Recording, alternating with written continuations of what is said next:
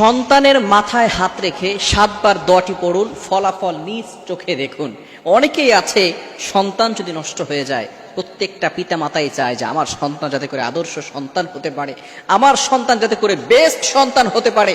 যত সন্তান আছে পৃথিবীর ভিতরে, যত বাচ্চা আছে, সকল বাচ্চা থেকে যাতে করে আমার বাচ্চাটা বেস্ট হতে পারে, আমার সন্তানের আদর্শ যাতে করে সুন্দর আদর্শ হতে পারে, এটা নিয়ে সকল পিতা মাতাই কিন্তু চিন্তা করে।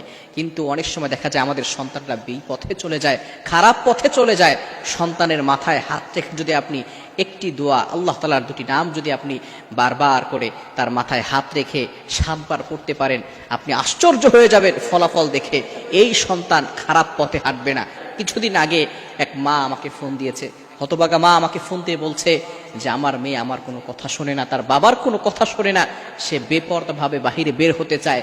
শুধু তাই নয়, সে আমাদের কোনো কথাই শুনতে চায় না। যদি আমরা কোনো কথা বলি তাহলে এই সন্তান দেখা যাচ্ছে পরবর্তী সময় এমনভাবে কিছু কাজ করে, ঘরের ভিতরে ঢুকে দরজা বন্ধ করে দেয় এবং আমাদেরকে ভয় দেখায়, যদি আমরা কিছু বলি তাহলে সে দুনিয়া থেকে বিদায় নিয়ে নিবে। এই মা কতটা কষ্টের ভিতরে আছে, সন্তান কথা শোনে না। পিতামাতা চায় সন্তানকে সঠিকভাবে চালাতে, কিন্তু সন্তান কথা শোনে না। যে দোয়াটি বলবো সেই দোয়াটি অবশ্যই অবশ্যই ছোট্টবেলা থেকেই বাচ্চার মাথার উপরে হাত রেখে যদি আমরা 7 বার পড়তে পারি, এই সন্তান আদর্শ সন্তান হবে। কেননা পিতামাতার, প্রত্যেকটা পিতামাতার দায়িত্ব হচ্ছে সন্তানকে সুন্দর শিক্ষা দেওয়া। এটা আমার কথা নয়, আল্লাহ তাআলা পবিত্র কুরআনুল কারীমের ভিতরে নিজেই বলে দিয়েছেন।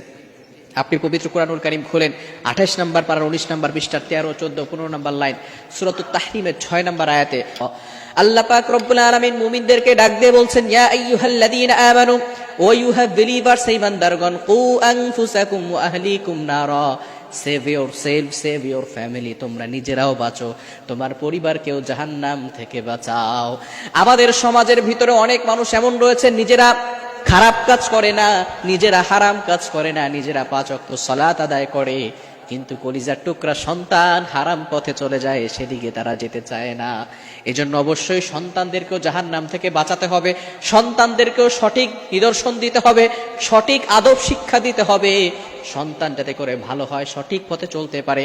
এজন্য এই ছোট্টবেলা থেকে সন্তানের মাথায় হাত রেখে আপনি এই দোয়াটা পড়বেন। বিশেষ করে 5 ওয়াক্ত সালাতের পরে আয়াতুল কুরসি এবং 4 কুল, কুল ইয়া আইয়ুহাল কাফিরুন, কুল হুয়াল্লাহু আহাদ, কুল আউযু বিরাব্বিল ফালাক, কুল আউযু বিরাব্বিন নাস, এগুলো পড়ে সন্তানের মাথা দিয়ে দিবেন, যাতে করে সন্তান খারাপ পথ থেকে বাঁচতে পারে। এবং সন্তানের মাথায় হাত রেখে ইয়া আল্লাহু ইয়া বাররু, ইয়া আল্লাহু ইয়া বাররু, এই ছোট্ট দোয়াটি, ইয়া আল্লাহু ইয়া বাররু, অনেক বড় দোয়া না, ছোট্ট 2টা নাম, এগুলো পড়ে সন্তানের মাথায় 7 বার পড়বেন, 5 ওয়াক্ত সালাতের পরে পড়বেন। আপনার ছোট্ট সন্তান, অনেক সময় জিনরা সন্তানদেরকে ডিস্টার্ব করতে থাকে, ছোট্ট বাচ্চাদের উপরে জিনরা আসর করে থাকে, অনেক সময় ব্ল্যাক ম্যাজিক করে থাকে, অনেক সময় বাচ্চারা পড়তে চায় না, বাচ্চারা পড়ার দিকে মনোযোগ থাকে না।